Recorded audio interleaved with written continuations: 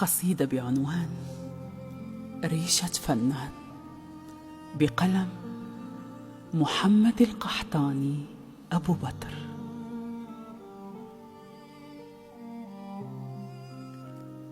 قل لي من أنا وأقول لك أنا هو أنت. لو رأيتك بمرآة أنثى فاتنة الجمال لم أتخيل إلا أنت. رسمتك بريشة رسام امتزجت ألوانه في ضمير نائم يتنهد.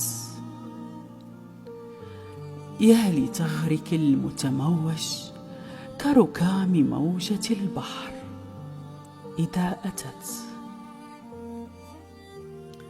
أسمعت عن حنيني هائم منهك لا يملك إلا السهر والآهات. أعطيني قلبك واعلمي أني مخلوق لأجلك، وقلبك أصبح نصيبي فيك منك أنت. أخذت كل ما فيني جميع الحواس بلا رحمة، ويا ليتني تبت. لؤلؤة وسط تلك المحارة عليها ممنوع اللمس إن اقتربت.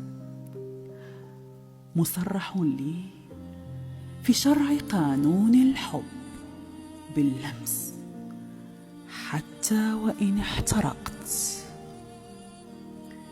سألت عيناي من أبكى دموعك، فأجابت ذلك الخيال الذي رسمت. ضاقت بي الوسيعة واختلفت بي الطرق، ويا للخسارة كان مسلكي الوحيد هو أنت.